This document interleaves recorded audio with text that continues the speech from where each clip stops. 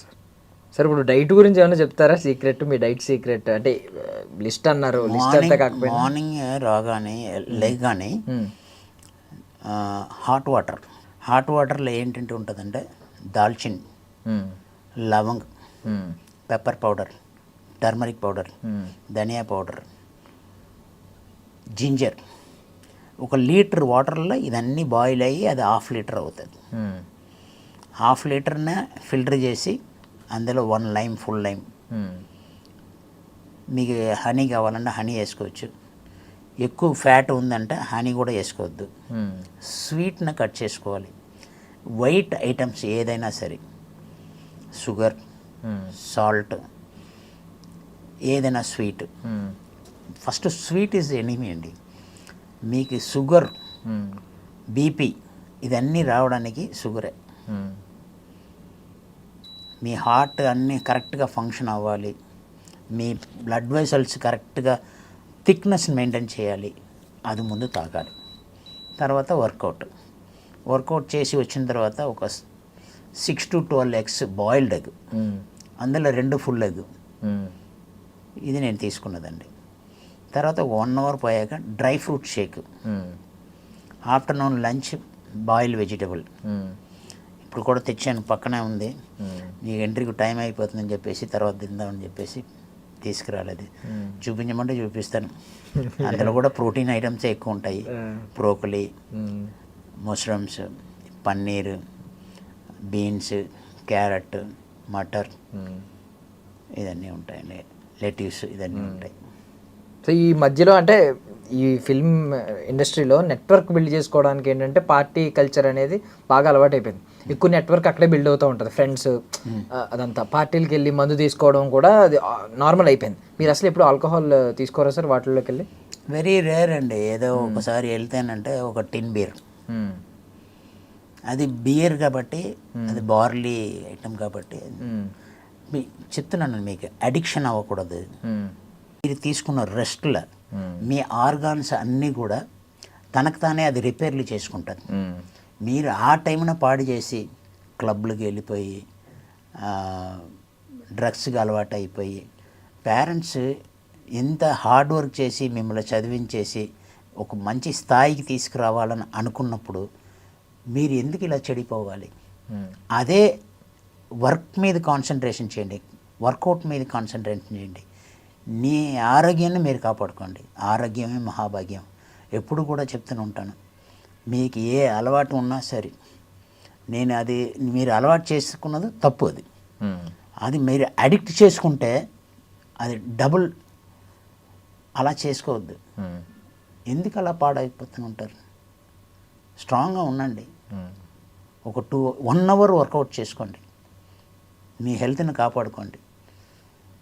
మీరు అదన్నీ చేయడం వల్ల ఆ ఫీజు, ఇప్పుడు మీరు మెడిసిన్స్కి ఖర్చు పెడతారు, ఒంట్లో బాగలేదంటే డాక్టర్కి ఫీజు కడతారు, అడ్మిట్ అవుతారు, హాస్పిటల్లో అడ్మిట్ అవుతారు, వేలు లక్షలు ఖర్చు పెడుతూ ఉంటారు. ఇదన్నీ లేకుండా మీరు వర్కౌట్ చేసి ఆ డాక్టర్ ఫీజుకి బదులు ఇక్కడ జిమ్లో ఫీజు కట్టండి, ఒక కోచ్కి ఇవ్వండి, మంచి ఫుడ్ తినండి, మంచి డైట్ తీసుకోండి. నా సిన్సియర్ అడ్వైస్ ఏంటంటే, ఆల్ యూత్స్, ఇవాళ మీ యూత్సే రేపు ఇదంతా చేయవలసిందంతా రేపు మీరే చేయవలసింది. ఫ్యూచర్ అంతా వేలు కాబట్టి ఫ్యూచర్ అంతా మీ చేతిలో ఉంది. మీ ఇంట్లో కాపాడుకోండి, మీ వీధిలో ఉన్న వాళ్ళని కాపాడుకోండి, మీ ఊరిని కాపాడుకోండి, మీ స్టేట్ని కాపాడుకోండి, మీ దేశాన్ని కాపాడుకోండి.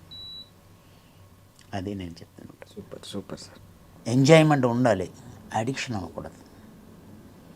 ఎంజాయ్మెంట్ లేకుండా ఎవడు లేడు. మనిషిని పుట్టిన తర్వాత ఆ ఎంజాయ్మెంటే లేకపోతే ఎందుకు బతుకని అడిగే వాళ్ళు ఉంటారు. సో అందువల్ల do, but there is a limit. Don't exceed your limit. Sir ఇప్పుడు అంటే ఇప్పుడు ఇలా వస్తున్నారు, ఇదంతా వస్తున్నారు, బట్ మోటివేషన్ ఒకటి ఉంటుంది కదా. 25 ఏళ్ళుగా జిమ్ మిస్ అవ్వకుండా ఉండడం, ఇప్పటికీ కూడా మార్నింగ్ ఆ వాటర్ తాగడం, నెక్స్ట్ బాయిల్డ్ ఎగ్ తినడం, ఓన్లీ బాయిల్డ్ వెజిటబుల్సే తినడం, ఇంత డిసిప్లైన్డ్గా బ్రతకాలంటే ఏదో ఒక మధ్యలో ఒక ఫేజ్లో మీకు కూడా అప్స్ అండ్ డౌన్స్ ఉంటాయి. ఆ టైంలో మీరు కూడా కొంచెం మెంటల్లీ డౌన్ అయ్యే పొజిషన్ ఉంటుంది. ఆ టైంలో ఇవన్నీ ఆపేద్దాం, కొన్ని డేస్ ఆపేద్దాం అనే ఫీలింగ్ ఉంటుంది. అలాంటిది ఏమి ఉండదా సార్? ఎలా మోటివేట్ చేసుకుంటారు? అది రాదు. నాకు ఒకటి కావాలి, చచ్చే వరకు నేను ఇలాగే ఉండాలని నేను ఫిక్స్ అయిపోయి ఉన్నాను. So I don't get addicted for that. Biryani అందరూ బిర్యానీ అంటారు. ఒకప్పుడు 30 ఇడ్లీలు తినేవాడిను. ఒక్కొక్క ఇడ్లీ ఇంత ఉంటుంది మా మదర్ చేసినప్పుడు. ఇప్పుడు ఆ ఇడ్లీ తిన్ను, దోశ తిన్ను, వడ తిన్ను, పూరి పొంగల్ తిన్ను. సో మా ఆఫీసులో కూడా అందరూ సార్ డైలీ మీరు అడిగిన క్వశ్చన్ సార్ రోజు తింటున్నారు కదా, బోర్ కొట్టదానని. నువ్వు బోర్ కొడుతుందని చెప్పేసి నువ్వు ఏదో తిన్నావు అనుకో, అది తిరిగి కొడుతుంది నీకు. సో గివ్ అండ్ టేక్ లాగా ఉంటుంది. బోర్ కొడుతుంది అంటే అది తిరిగి కొట్టద్దు వల్ల. సార్ డ్రీమ్ కొలాబరేషన్ ఏదైనా ఉందండి? ఒక డ్రీమ్ ప్రాజెక్ట్ ఇది చేయాలి నా లైఫ్లో, ఇలాంటి క్యారెక్టర్ ఒకటి చేయాలి, లేదంటే ఈ ప్రాజెక్ట్ ఇలాంటివి చేయాలి అలాగే అంటే ఈ డైరెక్టర్ ఫ్రేమ్లో కనిపించాలి, ఈ యాక్టర్ పక్కన కనిపించాలి, క్యారెక్టర్ ఆ క్యారెక్టర్ అన్నది ఏం లేదండి. క్యారెక్టర్ చేసామంటే ప్రజలకు నచ్చినట్టు ఉండాలి, అదే నేను చూస్తాను. ఏదైనా సరే ఏ క్యారెక్టర్నా చేస్తాను. నేను చేసిన క్యారెక్టర్ వల్ల వాళ్ళు హ్యాపీ ఫీల్ అయ్యారా అన్నది చూస్తాను. వాళ్ళ హ్యాపీనెస్ నా హ్యాపీనెస్. ప్రేక్షకులకు ముందు మన ఎంతండి, వాళ్ళే దేవుళ్ళు. అండ్ కమింగ్ టు రమణ లోడెత్తాలరా చెక్ పోస్ట్ పడుతుంది, అసలు ఏం ఫేమస్ డైలాగ్ అది. లిటరల్లీ ఈ ట్రాన్స్పోర్ట్ ఎవరైతే వెహికల్స్ యూజ్ చేస్తున్నారో వాళ్ళు రెగ్యులర్గా రీల్స్ చేశారు. అండ్ ఎవరైతే సాఫ్ట్వేర్ ఎంప్లాయీస్ వాళ్ళు కూడా చేశారు. అంటే లోడ్ ఎక్కువైపోతుంది అని చెప్పడానికి, వర్క్ లోడ్ ఎక్కువైపోతుంది అని చెప్పడానికి ఈ డైలాగ్ రీల్స్ చేశారు కంప్లీట్గా. అంత విని విని విని ఎప్పుడైనా విసుగొచ్చిందా సార్? ఇన్ని రీల్స్ వచ్చినాయి అంత వచ్చింది?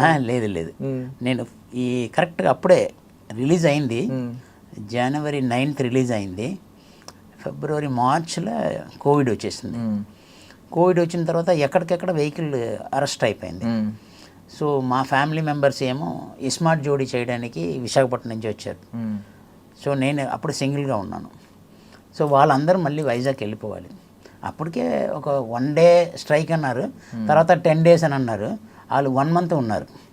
ఇంకా మా వల్ల కాదు, వీళ్ళందరూ హోటల్లో పెట్టేసి వీళ్ళు ఎలాగ వెళ్ళాలని చెప్పేసి ఒక తెలిసిన పోలీస్ ఆఫీసర్ డిఎస్పీ ద్వారా పర్మిషన్ తీసుకుని కార్ తీసుకుని వెళ్ళిపోదామను. నేను అక్కడికి వస్తున్నాను సార్, నాకు పర్మిషన్ లెటర్ కావాలంటే రమ్మన్నారు. కంట్రోల్ రూమ్ రమ్మంటే అక్కడికి వెళ్ళాను. ఈ లోపల హైదరాబాద్ సిటీలో ఎంతమంది సిఐలు ఎంతమంది డిఎస్పీలు ఉంటారో వాళ్ళందరూ నేను వస్తున్నానని చెప్పేసి ఆ డిఎస్పీ గారు అందరిని రప్పించేసి ఒక హాల్ నిండా నింపేసి ఉంచారు. నేను వెళ్ళగానే ఆ డైలాగ్ చెప్పగానే ఒక్కసారి అలాగా బుర్ర పాడైపోయిందండి.